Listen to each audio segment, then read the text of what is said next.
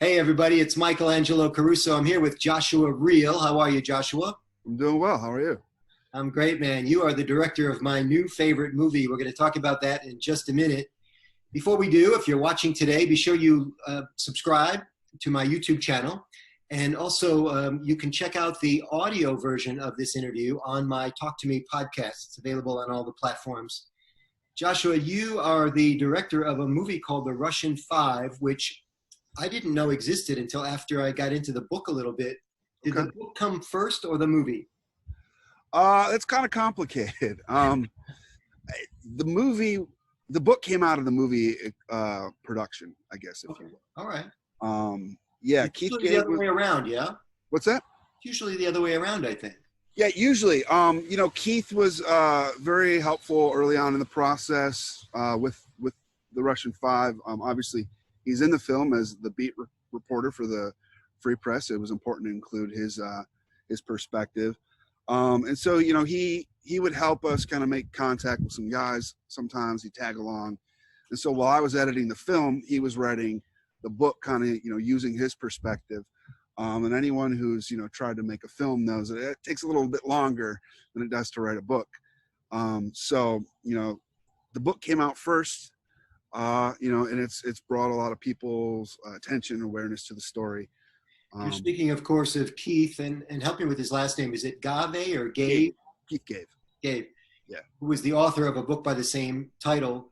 Did you find it to be a competitive process or collaborative or maybe even both? Gosh. How do I answer this diplomatically? Maybe you did. Yeah. There were times where it was very collaborative, and there were times where it was almost an impediment to the process. Yeah. But it's what I like is that the movie stands on its own. It tells a story from sort of the outside of the locker room, but inside the locker room perspective, sort of this kind of God's eye view of the story. Whereas Keith's books it's very from his specific perspective. Yeah, he was a reporter and he was kind of deputized to go, and I think we even paid a finder's fee to go identify some key Russian players that we might want to have here in the United States, specifically with the Detroit Red Wings, for those of you that don't know the backstory. And this not only changed hockey, it changed the Red Wings for sure, brought us our first Stanley Cup in a long time. For sure. Yeah, Keith was enlisted, he had Russian language skills. That's right. His days in the service. And so, Jim Lights knew that, and he needed someone to go make first contact. And, Keith was at the right time, right place. And, as they say, the rest is history. So, yeah, we're going to try to identify the key players as we go through for people that don't know. Jim Lights, I think, was maybe director of operations, something like this. He was the vice president at the time. And then he actually, a little bit of trivia, he left the Detroit Red Wings to move to Dallas to start the Dallas Stars as they moved from Minnesota. So Jim was really instrumental in bringing hockey to Texas. And Jim was actually incredibly instrumental in this film sort of seeing come to the light.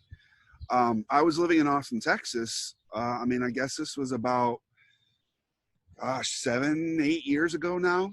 Yeah. And I was producing for this incredible director, Al Reiner, who directed For All Mankind, the quintessential NASA documentary. And Al kind of encouraged me to start my own film, and this was a story I wanted to tell. So I wrote letters to everyone who was involved, and it just so happened that Jim Lights was in Dallas and I was in Austin. And so Jim was the first person to respond, and he was like, hey, you're still in Texas. Why don't you drive up by 35 and let's have a chat. Nice. This kind of all happened during the lockout.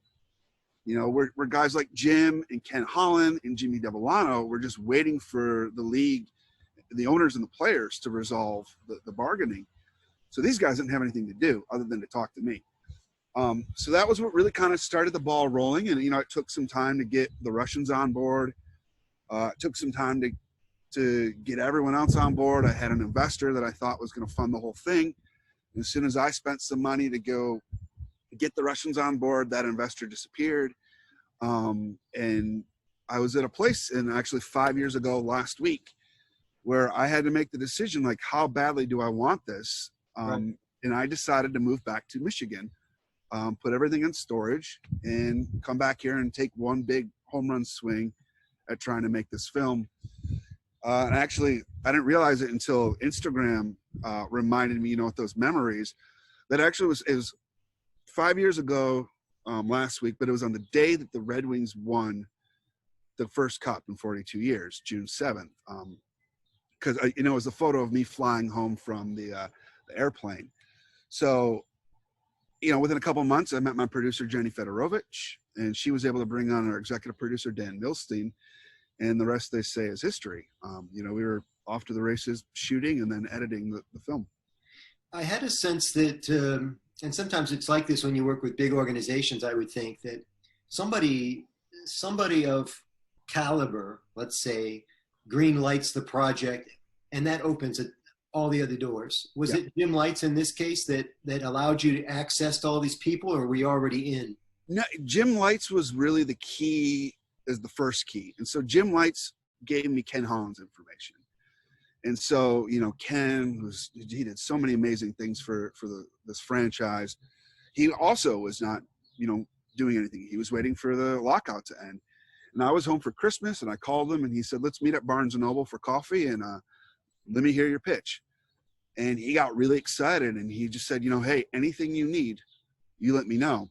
And so a year later, I came back with the crew during the Winter Classic to try to, meet the Russians and shoot a teaser so I could raise funds. And I'll never forget, I was in Ken's office, and he called in Todd Beam, who was the Red Wings director of communications. And his introduction was, Todd, this is Joshua. I met him a year ago. He wants to make a documentary about the Russian Five, and he hasn't given up yet. So I think we should help him.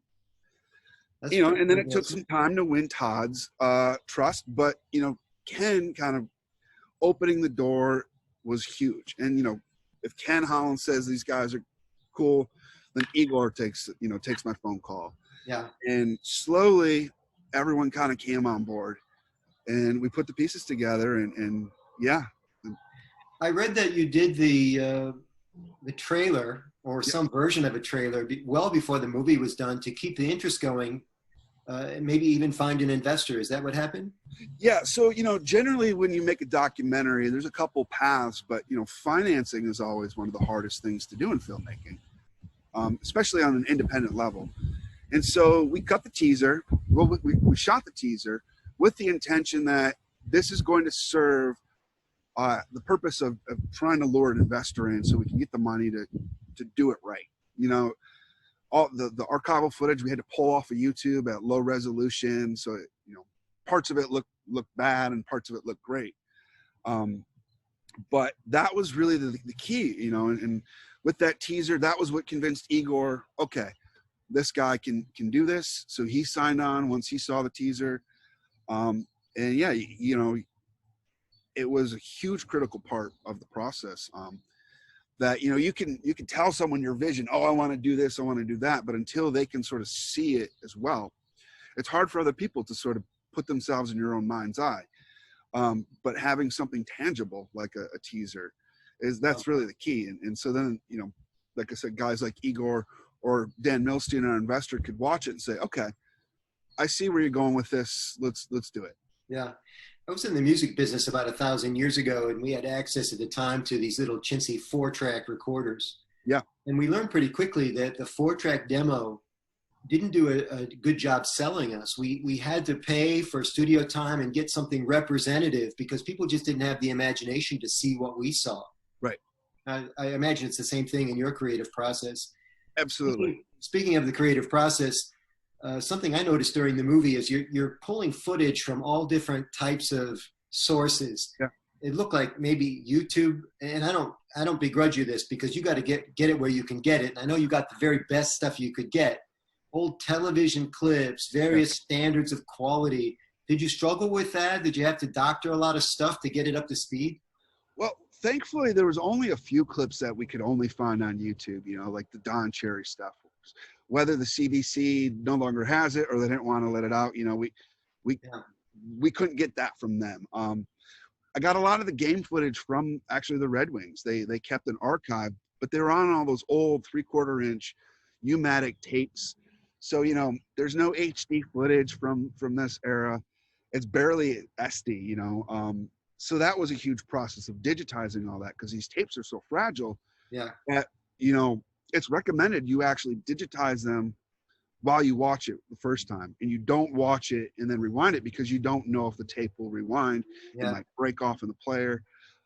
So, you know, we've got a hard drive with about 28 terabytes of archival footage that I had to sort through. Wow. You know, looking for the moments that are, you know, whether it's a specific goal that Sergei Federov scores or a hit that Vladimir Konstantinov puts on, or, you know, what I was looking for was those human moments. You know, there's a moment in the film where 4 of the 5 Russians, Slava Fetisov, who had the flu or something at the time, saying, "We wish you a Merry Christmas and a Happy New Year." And that's something where a process where when I interviewed Mickey Redman, he had remembered that.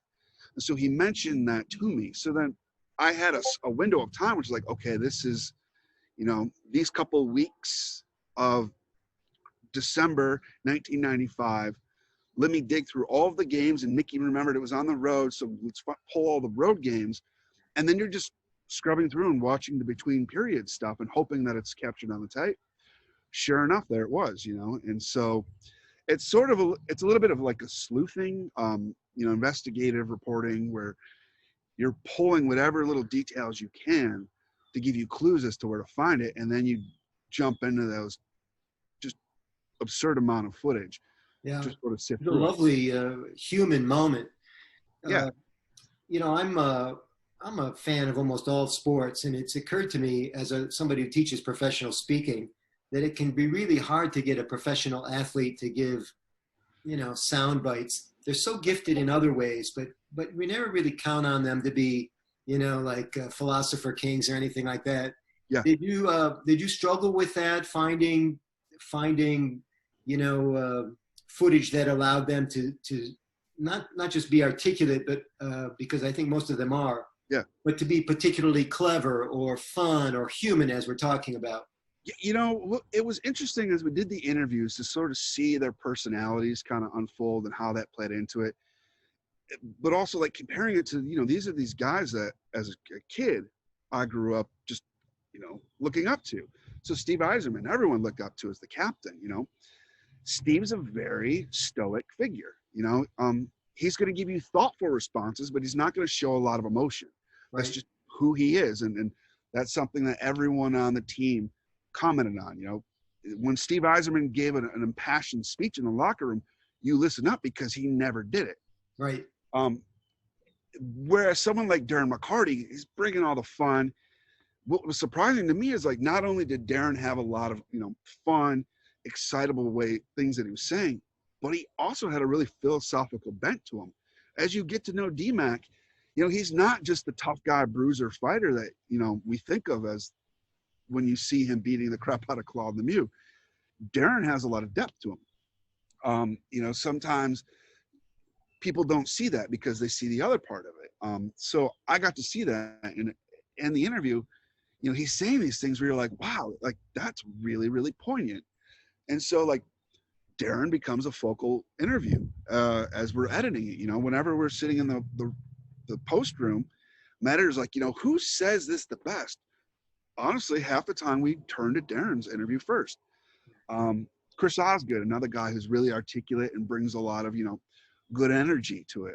I think him being doing Fox Sports Detroit has really helped him kind of come out of the shell of the goaltender. Yeah. Where now he's able to really show his personality and articulate a thought really, really well. Someone like Brendan Shanahan, though, he's just a natural storyteller and funny guy, great personality. So telegenic. Yeah, you know, and then you get someone like Igor, who is extremely thoughtful, and it was harder to pull the human emotion out of him because he's really giving you the intelligent perspective. And so when we got those moments, those were gold, you know, just to see Igor laugh or to see him get kind of emotional talking about Vladdy. And as a director in the interview, you're hoping for that, but you can't count on it. And you know, there's only so much you can push these guys too, you know, because they are who they are, and they, you know, they've been dealing with the media for most of their lives at this point. So you're not going to coach them in a new way within, you know, the span of a 90-minute to 2-hour interview. It's just, it is what it is. And not for nothing, your 5 principals were Russian. Yeah. Also, a type of person not known for being overly expressive. No, you know, and well, the funniest thing about that is, you know, Slava Kozlov's interview was done in Russian. I don't speak Russian. We did not know that he wanted to do the interview in Russian until we got to location, set up the interview. Oh. It was at a practice rink where he was, you know, he was coaching a team in Russia, and he comes into the room and he tells us he'd feel more comfortable speaking in Russian because English to him hasn't really been functional since he moved back to Moscow. And so thankfully, you know, 2 of my producers were, well, one was Russian, one's Ukrainian. So we kind of on the fly created the system where I would ask the question in English, and he still understands English well enough that most of the time he didn't need the question repeated in Russian. Occasionally he'd ask for a clarification on something. He would answer back in Russian, and Jenny and Raisa would listen to them, and Jenny would type out like very brief notes on her phone as he's speaking so that I would kind of get a general idea of what he was saying. Or she'd say, oh, he didn't answer this thing that you wanted, so ask a follow-up. And we kind of had to create this sort of, you know, bilingual mechanism on the fly.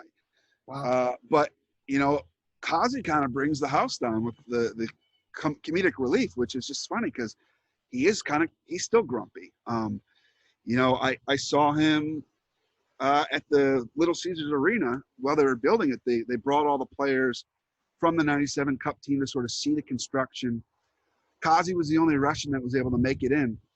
And the whole time he's kind of side-eyeing me, just like, why are you still here? You know, and why are you still filming me? And then as we're walking to the elevator, he kind of sides up next to me and goes, so how's the movie coming? I was like, we're editing it. It should be done pretty soon. He just kind of cracks a smile. Okay. And that was it, you know, but still, like, that's his personality. So yeah, they're stoic guys. You know, Sergei is the most Americanized of the group. But he's also, you know, he was the guy who was being pulled in 8 different directions when we were trying to do his interview because he was the general manager of Siska at the time.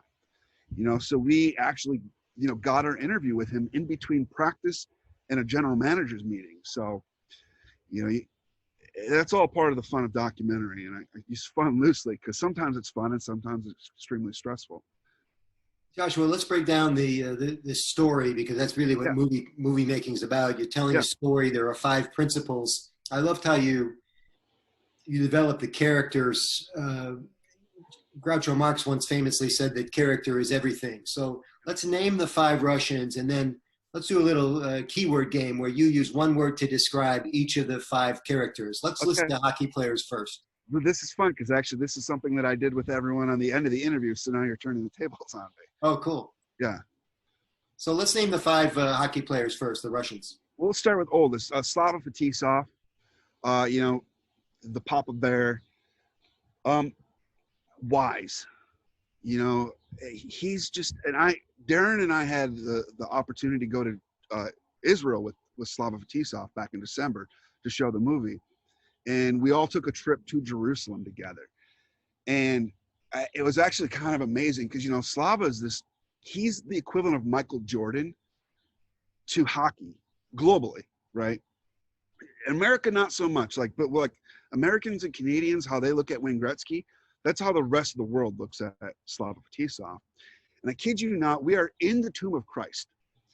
And these Russian tourists spot Slava and they just lose their mind. They're like, oh my goodness. And the next thing I know, these tourists are taking a selfie with Slava in front of the tomb of Christ. Wow. But with all of that, there's this wisdom because of what he went through. His struggle to leave the Soviet Union. He's now a UN climate change ambassador. You know, and so it was really interesting on the bus rides to talk about climate change with him. And for him to realize how seriously he's taking it, and because he's seeing it as an ambassador with the UN, he's traveling around the planet, seeing these places and hearing these stories. And he was telling me when he was a kid, there was this place in Moscow that would have ice, 4 or 5 months out of the year. And they go skating. And now they're lucky if they get 6 weeks of ice. And like, it's those tangible things that made him realize like, oh, this is actually something that I want to pursue. Impressive. Yeah. Next. Igor Larionov, the professor.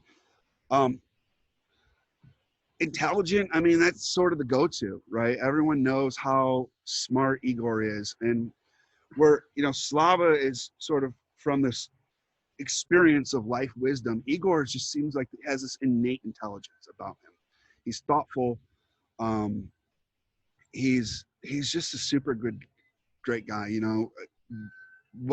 Before we went to Israel, we had a screening in London that Igor came to, and we did a Q&A with him, and it was really cool to do that. Nice.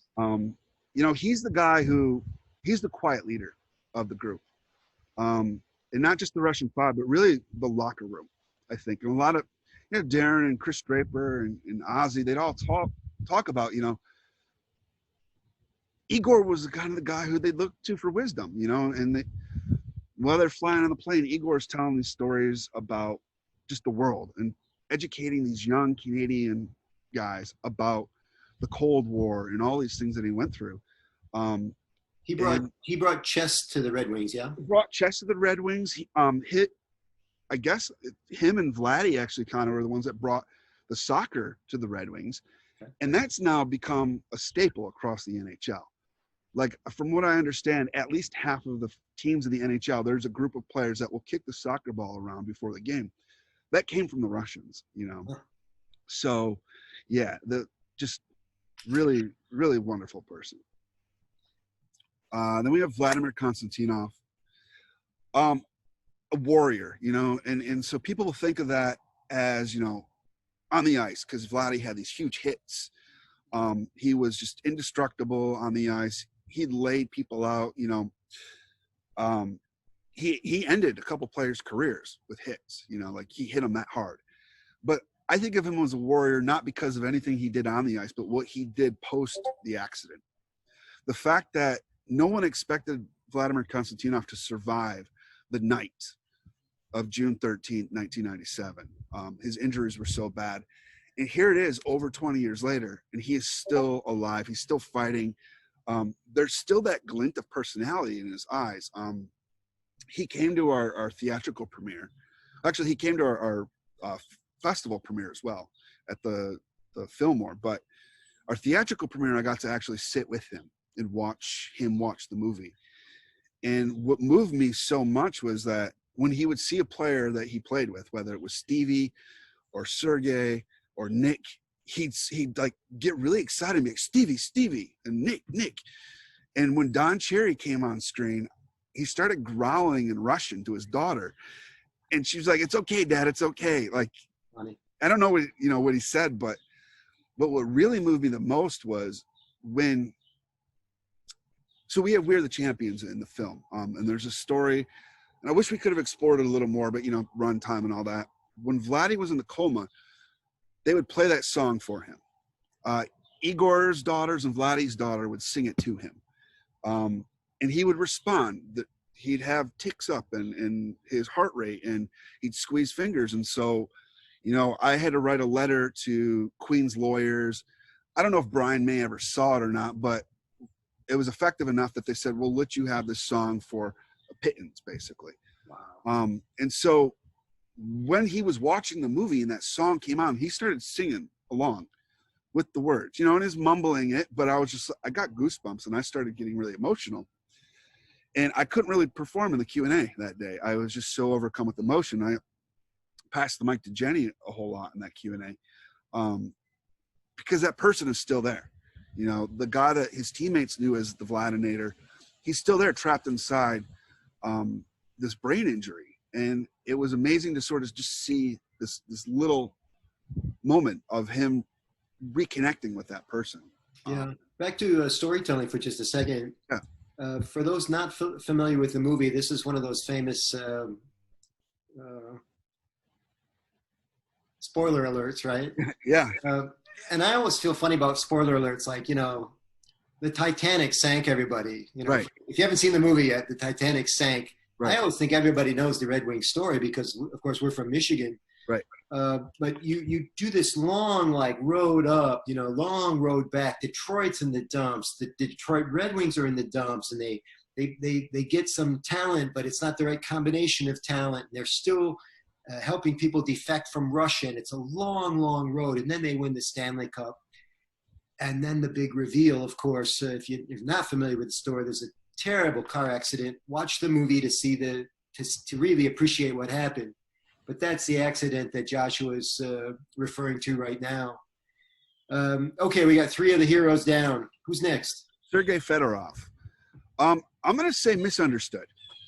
I had the amazing opportunity to get to know Sergei through this process. And, what people saw Sergei Fedorov as is maybe aloof, or it was selfish. Or, he always got ripped on for not wanting to play hurt. He was always sort of under attack from the fans and the media. Sergei is the most generous, just big-hearted, childlike guy. And personally, I think a lot of that, the perception came from he maybe wasn't able to express that in a way, and the media didn't want to cover him in that way. And I think there was also this protective layer. If you're someone like that, when you come to America as a 19-year-old kid, and everyone wants a piece of you right away, and you're a very generous person, maybe at first you start giving them, and then you start to realize that can come back to haunt you. Yeah. And then the wall comes up. But, Sergei, I'll tell you a little very brief anecdote just to show his generosity. When we showed the movie in Moscow, Sergei, after the after party, him and I killed a bottle of cognac, and the only time I've ever sang karaoke in my life was Sergei egging me on, let's sing karaoke, brother. And then a couple days later, he took me golfing and then took me to practice, where when he said practice, I thought it was going to be the team that he manages. No, it was his men's league practice. And actually on his line was the prime minister of Russia. He wasn't the prime minister then. He was the equivalent of their IRS there. But in January, Misha was made the prime minister. So it was just very surreal. And I was telling Sergei, I was like, yeah, I need to go shopping for my nephew for Christmas. Every year I get him a Matryoshka doll. And we get into Sergei's office, and he sees this limited edition, special Matryoshka doll from this Red Army thing. And he's like, you know what? Give your nephew this. I was like, seriously? He's like, yeah, this gift from Sergei. Wow. And so my nephew for this Christmas got a gift from Sergei Fedorov from me. But it was just that generosity. Is, what do you need, brother? What do you need?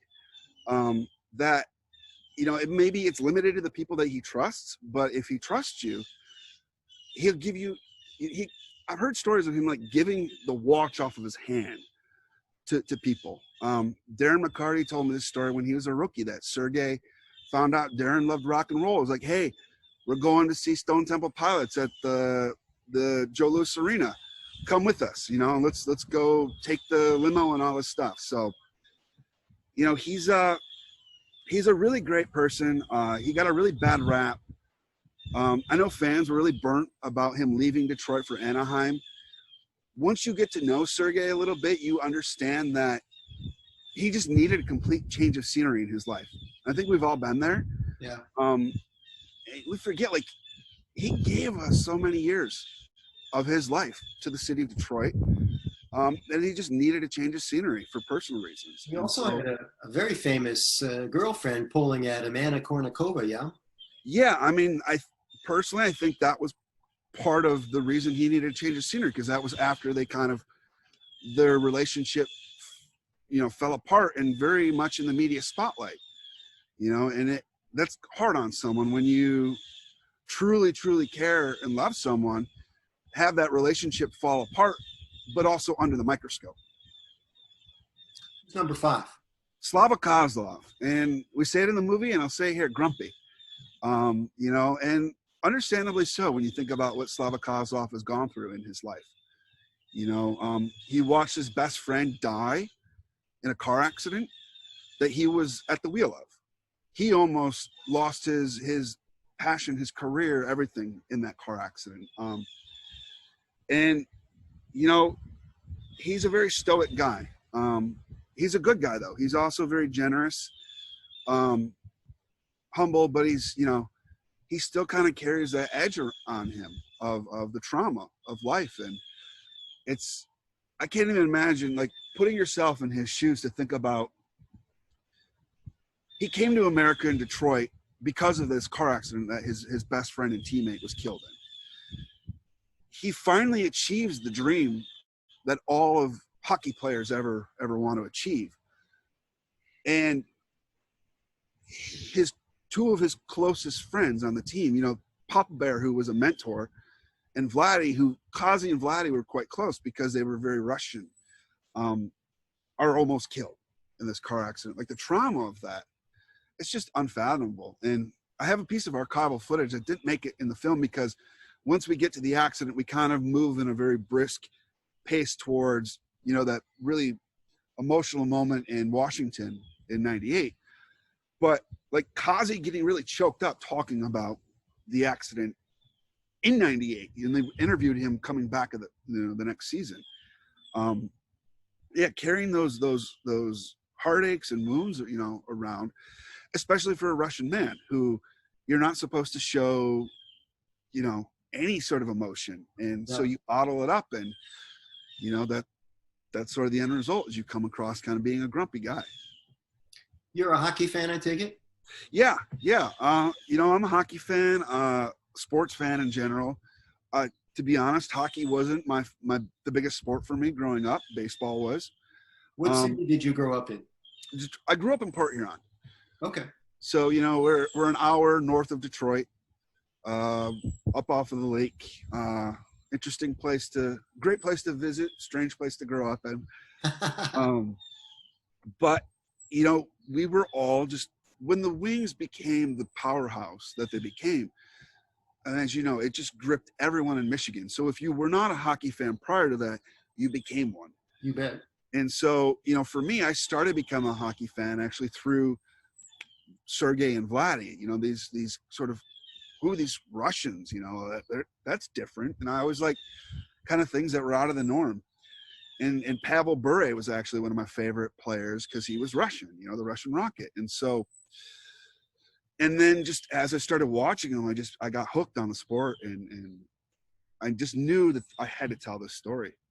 It was so impactful. It's your first movie directing, and I would say very successful. But, you know, the movie business has changed a lot. I don't even know how to gauge the success of movies anymore because they're released in theaters, they're released online, there's original content, they can come out as a series. Yeah. Do you have any idea how many people have watched it? I don't, and it's hard to kind of quantify that. But what I do know is, you know, we've been able to show this movie across the country. At one point, we were in about, I think, 90 theaters across America, which for an independently produced film is kind of unheard of, actually.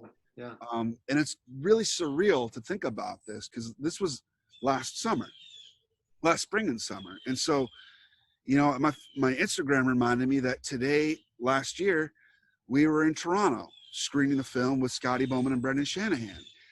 And now we're living in this world where movie theaters aren't open for the public. And the experience that we got to have with the Russian Five is one that currently doesn't exist. Will it come back? We hope so. You know, it's a strange way to kind of figure out success, but you know, it's like you take the little victories. The fact that people from Russia love the movie and people from Israel loved the movie so much that they flew us all out there to show it. And then Israeli sports TV said, we have to have it. You know, I believe, I don't know if it's come out, but, you know, Italy acquired, a distributor in Italy acquired the film. I believe it's out in the UK. You know, the strangest thing, but actually turned out to be kind of the most widespread way people saw it was we were able to get the film on an in-flight entertainment. And so basically all summer and fall last year, I'd, you know, at least once a week, I'd get a text from a friend who was like, hey, check it out. And it'd always be the back of an airline seat with the film. And, you know, one of my best friends since childhood, he was flying back from New York. He's a musician, and he had a kind of a heartbreaking meeting with his management. He was kind of in a weird place. He's really down, and he looks up, and a guy 3 rows ahead of him is watching the Russian 5. And he was like, oh, wow, that dude. He texted me, he's like, dude, you made it. Like, congratulations. Like, whatever it is, like, this has to quantify as it somehow. You know, so to me, just the fact that a lot of people have seen it is all that really matters. Yeah.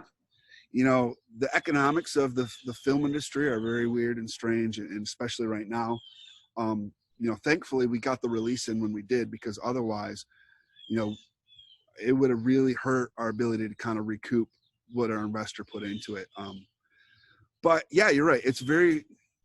There's no path. There's no one path anymore.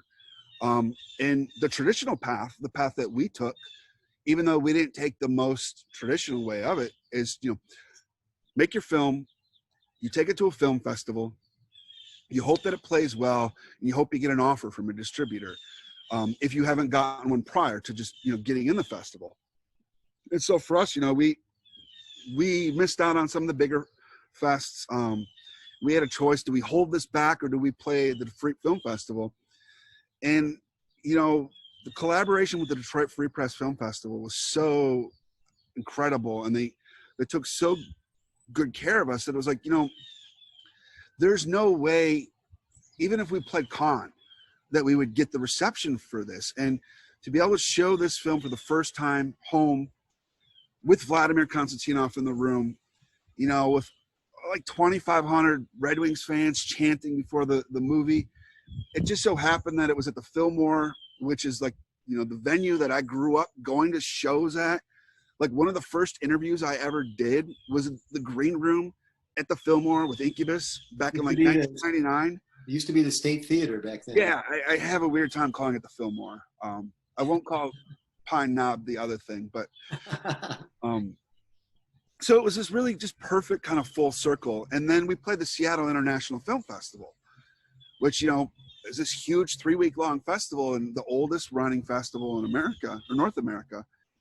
And it kind of put us on the map, and that was what kind of got us a distributor for our digital release. And, you know, you put the pieces together, and thankfully, you know, my producer, Steve Bannatyne, his dad is an old friend of Doc Emmerich from NBC Sports. And so his dad sent Doc the movie, and Doc loved it so much that he sent it to the VP of programming at NBC Sports. At the time, they were not acquiring movies at all. Everything that they were making sports-wise was produced in-house. But they liked it so much, they're like, we're going to make an exception, and we're going to acquire this. So we, you know, found ourselves with a cable TV deal. Ironically, at NBC, no one could have predicted this, but when the NHL got shut down this year, you know, lo and behold, the NBC Sports had some content to put on, and they were running the Russian 5 continuously for the first couple weeks, you know, like at least once a week. And so it got a lot of eyeballs. So I don't know, going about it independently, you really just have to kind of forge your own path, build a great team. You know, Jenny and Steve did an incredible job of just reaching out to distributors, or whether it was here in the US or working with our eventual distributor, Gunpowder and Sky, but then also making those deals internationally. Because as we found out, you know, the distribution game also is a strange thing to kind of navigate. So I got a couple more questions for you. The music was by Wayne Kramer. I'm guessing it's the Wayne Kramer. Wayne Kramer, yeah. For those of you that don't know, he's a Detroit music legend, goes way back to the MC5. And he had experience doing film scores before? He had. Wayne, you know, he's done a lot of great work, both as the MC5, as a composer.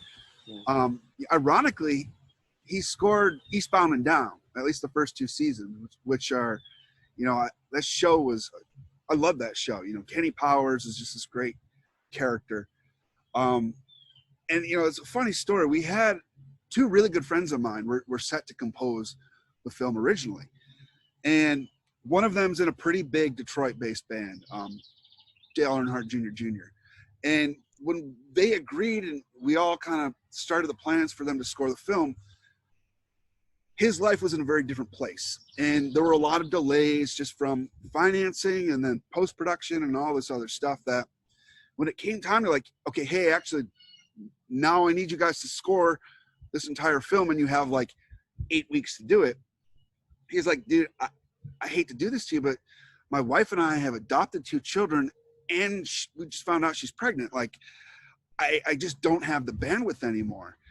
And so the other guy was like, I can do it. And I really wanted to just give it to him. And my producers were like, look, we have this opportunity. Our music supervisor, Margaret Kramer, Wayne's wife, had mentioned the film to Wayne, and Wayne was excited about it. Wayne had actually offered to step in, and it was one of the hardest decisions I had to make as a director of like, okay, do I take this project from my friends who have been scoring all my other stuff so that I can give it to this legend? And, you know, I had to kind of put aside my personal feelings and do the thing that was best for the film, which was to have Wayne Kramer score the film. And, you know, Wayne also had a music library available. So we were able to tap into that.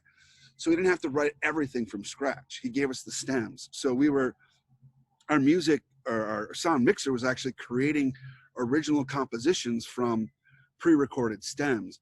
And Eric, our mixer, is also a Michigander. So he was living in Austin, Texas, where we finished the film. And when we were able to fly Wayne and Margaret in for a spotting session, which is where we all sit down and we watch the movie and we talk through, this could go here. What about this? What's the sound? Eric, you know, he's trying to be cool about it, but he had like the Wayne Kramer guitar in his music studio, and Wayne spotted it. And so while we were kind of taking a quick lunch break, Wayne walked over and he picked it up and he started strumming on it. And Eric got this really amazing like life experience to have Wayne Kramer play his guitar in his studio. And there was a moment where like, we should be Instagramming this for our social, but also I just want to let them have their moment, you know. And That'd have been like shooting a selfie in the tomb of Christ. Yeah, I don't want to be that tourist. But Wayne is just like, I mean, everyone talks about how incredible he is as a guitar player and a musician, but he's an even better human being, you know. And to get to know him through this process and work with him was just an incredible honor, just a huge honor. And, you know, I joked about, you know, there were a lot of things that went wrong in the making of this movie. But we reached a point where I took the film back to Austin, Texas to finish the post-production process with an editor that I went to college with. And that was when Wayne came on board and all this stuff. And it was a moment where I told my producer, Steve, I feel like the brakes are finally falling in our direction, you know? And it really was kind of when we got the film back in Texas, which is where it started. That things like that happen where, okay, now Wayne's on board and now the animation is coming in, and, you know, our first rental that we landed in had a rat infestation and all this stuff. And it was just like, okay, we got to get out of here. And my producer found it wasn't an Airbnb, it was like a short-term rental for the exact amount of time we needed in the exact neighborhood that I had used to live in. Oh, wow. So I knew everything, and my coffee shop was a 5-minute walk, and it was just like, okay, now this feels right. You know, the universe started to feel like it was aligning for us. In part, I think, because we put up and we didn't give up. You know, we kept pushing through all the obstacles, all the hurdles, just having faith that, you know, the story that we were telling was important, and we were just vessels for it. So just keep moving forward. It's a fantastic story. You know, back to Keith, the book cover talks about things like intrigue and espionage and tragedy and coming from behind. Yeah. And I thought, well, they're kind of overplaying the language a little bit there, but I'll be damned, it had all that stuff in it. It is a very remarkable story, especially for a sports story. And yeah. I thought you did a great job telling it. I hope a million more people see it over the next couple of years. Thanks. I mean, so do I, and it's out there, and it's fun to, every now and then I'll hop on our Twitter account and see people commenting on it. And, we've actually been getting very favorable comparisons to the Michael Jordan documentary, which, The Last Dance. The Last Dance. Yeah. There was quite a few tweets where people's like, okay, I finished The Last Dance and I'm having withdrawals. What do I watch? And people who saw The Russian Five are responding, The Russian Five, like, see this. And so, we just have a 90-minute, 99-minute film versus a 10-part episode. Yeah. But yeah, Great job. Thank What you. are you working on now, man? So, I started to kind of kick together some new projects, some documentaries, some fiction. And, I actually started working just in the research phase in a documentary about the opioid crisis right now. There's actually some really interesting tangential connections from the people that I met through the Russian Five, like Ken Daniels, who lost his son to a fentanyl overdose. Denise Illich lost her brother, Ronald, to a fentanyl overdose. And so I started to kind of pull some strains together of like, okay, how do we make this? What's the approach? And then COVID hit.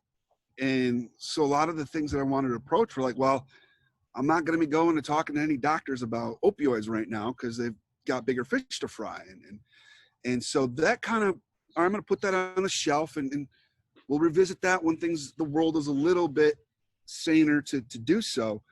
And when I moved back to Detroit in 2015, it was on the tail end of this other project that I had spent 5 years working on.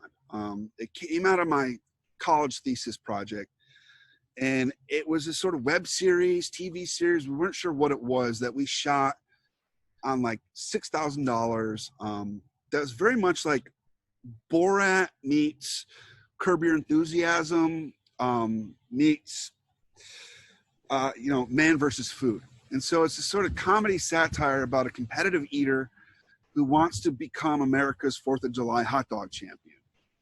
I found this incredibly talented, gifted actor who just embodied the character. So we would go into spaces and he would be this character and no one knew that it was a thing. We just shot it as though it was a documentary.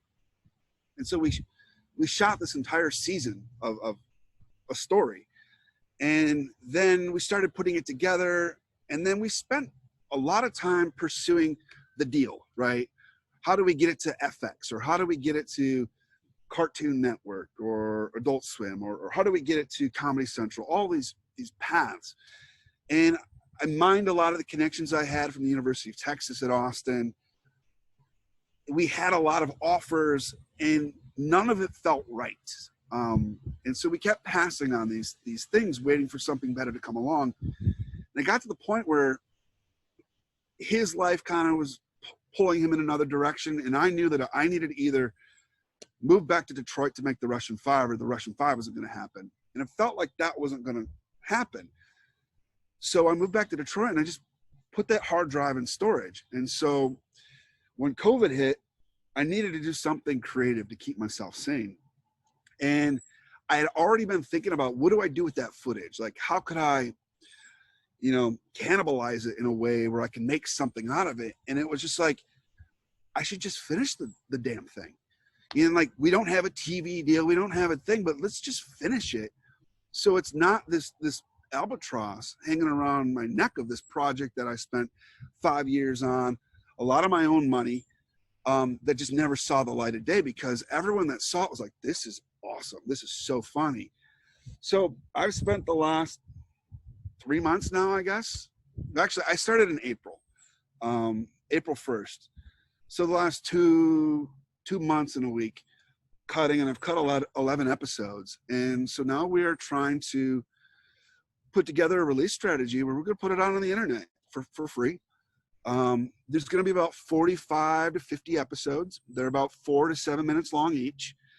And it's been this incredibly fun experience to kind of dig into this footage that we shot 10 years ago. And to be perfectly frank, like, the filmmaker that I became making the Russian Five has informed the ability to cut this old footage with a lot more precision. Wow. And hopefully all of us grow in 10 years. And as a storyteller, I've grown so much that it's been very quick process. And before, where I would, oh, I don't want to cut that because we went through all this hassle to get that bit. Now I'm like, doesn't really fit the story, gone, you know. It's a kind of confidence, yeah? Yeah, it's a confidence, and also just, you know, once you've been through the marathon once, you know how to pace yourself. You know when to go faster, when to slow down, when to drink the water. Like, and so when I approached this new edit, it really became this like, okay, this is how I do it. Plus also having 10 years of time pass is this completely new perspective on the footage itself. And it's really been kind of crazy because it captured Austin, Texas in this time capsule of 2010. And I don't, if you know anything about Austin, Texas, it has changed more dramatically in 10 years than even Detroit has changed in the last 10 years. Yeah. And as someone who's living in Detroit right now, like, it's pretty dramatic changes. So it seems like every episode I'm working on, something no longer exists, whether it's a taqueria or a music festival, all these things that have changed. And I'm sure COVID will exponentially push this along the way that I didn't realize at the time, but now I do, that we created this moment in time of Austin, Texas in the fall of 2010. Really the moment that city was sort of on the precipice of giant change. It had been changing, but a lot of people put 2011, 2012 as sort of the turning point. South by South just kind of turned into this gigantuan monster from the, you know, it was always a film and music festival, but it was the tech side, the interactive side that really took it to the next level. And that kind of took off in 11 and 12. So, you know, it's been a really crazy, awesome, fun thing. And we also no longer have, you know, the pressure of like, we have to make this, we have to, you know, sell it to whomever, or it has to get on TV, because like, you know, we wanted to shoot the second and third season that we had written. And Joel and I are both 10 years older now. Like, he's not going to be able to go eat the things that he could when he was in his early 30s, you know? Yeah. It's just not realistic. And even if this takes off and we get the opportunity, which I'll be honest, like, we've talked about, like, where's Hungry Todd Runge now? 10 years later, what would his journey be? And we're super into the idea of exploring that, but we've both like, I don't want to focus it on this competitive eating thing. Like, the character should make a turn. We did that. It's been done. Check mark, you know, it's move on. You know, it's interesting when anyone's in the creative process, it almost becomes a game about what you can control and what you can't control, and trying to influence things that you just have, it's just wasting your time. Yeah. You know, the famous story from The Irishman, they were trying to make it for years and trying to line up De Niro and Scorsese, and their schedules never aligned. And they both are professional, and they've been doing this for so long. They just, I had this sense in all the interviews that I watch, they just, you know, like you say, drink the water, man, just let it pass. You're waiting for this, right? You're waiting for the calendar to come around again. Yeah. Yeah, no, I mean, and I think that's also comes with the confidence of getting through, making the Russian 5 and the experience of taking it out to the world. And, you know, I'll tell you a funny story is, we were making this Hungry Todd Runge show, and the character's like the Southern Texas redneck. He's got the Texas drawl, and he's very funny. Duck Dynasty was kind of blowing up at the time. Yeah. So everyone was looking for the next Duck Dynasty. And there was about a 3-month period where we would get at least every other day an email from some producer for some reality TV production company who the conversation would always go, okay, we found your stuff on YouTube. This is amazing. We'd love to like develop a show around Todd. And I'd have to be like, okay, hold on. Do you understand what we're doing here? Like, what do you mean? It's like, Todd is Joel. I'm like, what? It's like, Todd isn't real. It's a thing we're doing. It's a bit. It's Andy Kaufman.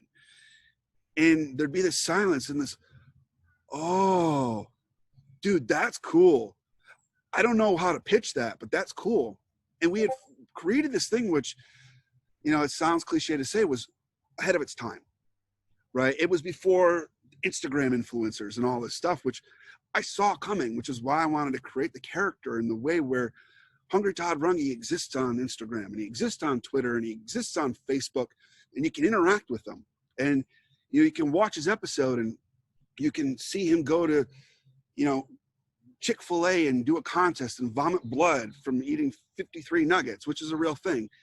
And you could talk to him about it, via Messenger. And I saw this in 2010. I figured this is where entertainment is headed, this sort of interactive, multi-platform place. But no one else could see it at the time. And so no one wanted to be the first one to like, all right, let's greenlight this, and maybe this idea is on your way to the next big idea. Yeah, and it's a thing where you realize that, as you just said, there's only so much you can control, right? And Joel and I were beating our heads against the pavement and the walls, just trying to figure out how do we just push this through and make it a reality. The world wasn't ready for it right now, at the time. And I had to go on my path and make the Russian 5. He's got a sweet little daughter now, and he's a wonderful father. And, I think both of those things, if we were able to kind of make Hungry Todd Runge 2.0, will inform the character and the story so that it can be even more than a funny, human thing. It can actually like really have some real depth to it. Well, the world was ready for the Russian 5, baby. Yeah. Yeah. I've said it before and I'll say it again. I was incredibly humbled by the response to the Russian 5. It just from the fans to people who aren't fans of the Red Wings or hockey that came to it, to the fact that Scotty Bowman left, this beautiful text message about how much it moved him. And Steve Yzerman loved the movie. And, Chris Draper, he wanted to show his son the movie, his son's hockey team before they played a state championship last summer. And I was like, yeah, dude, no problem. Let's set it up. Let's, you gave me your time to interview. Least I can do is let you show your son and his friends the film. And he sent me a text the next morning where he was like, my wife and I got really emotional reliving it. And it hit me, which is that my team and I really got to give a lot of credit to my editor, David Fabello, for it, being able to kind of take my stream of consciousness and sometimes I can bounce a little bit over the place and really zero it in. That it wasn't just a retelling of the story of the Russian 5. One of the most consistent compliments is that people were able to relive it emotionally. Yeah. And as a storyteller, as a director, that is the biggest compliment one can ever receive.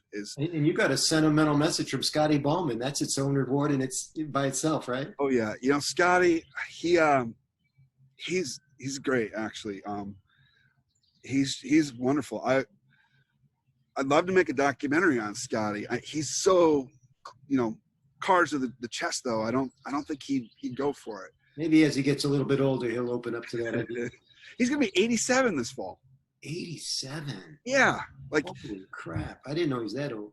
Yeah, but he's still sharp, which is in that case, you better hurry up. Yeah. Well, maybe when he hits 88, he'll soften up a bit. Listen, you made that time period come alive for me, and you made me appreciate what happened in a way I didn't appreciate it at the time, and that says something.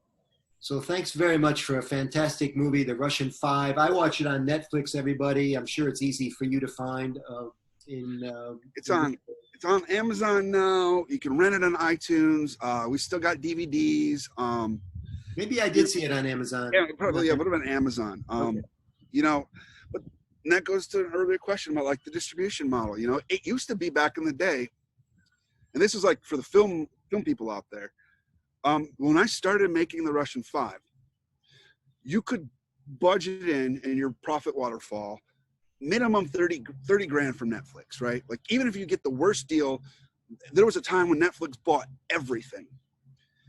By the time the movie was done, Netflix their business model had changed so much that they were really only acquiring the top films out of Sundance and South by Southwest and Toronto, and everything else they were making. And, COVID, I think, had them open up a little bit more, and they'll acquire libraries from the big distributors, but like they're not buying indie products anymore. And it's 5 years. Like, you know, it's a long time, but it's also a short time. And who knows what the film world and business models will look like post-COVID, as we go through COVID, and then moving forward. Because as I was saying, the path, you know, to take the film to the festivals and hope to show it, the festival world is shut down right now. Yeah, you know? but, Joshua, there'll always be room for talented filmmakers like you. The models will change, but we'll still find a way to get to the talent. Well, I hope so. 'Cause, you know, Thank you so much for the time today. You've been terrific, a great interview, and we're going to get you lots of views and listens as well. Cool. Thank you. Thanks for having me, and thanks for watching the movie and all the support and, you know, the kind words. And yeah, I just really appreciate it. My pleasure. See you later. See ya.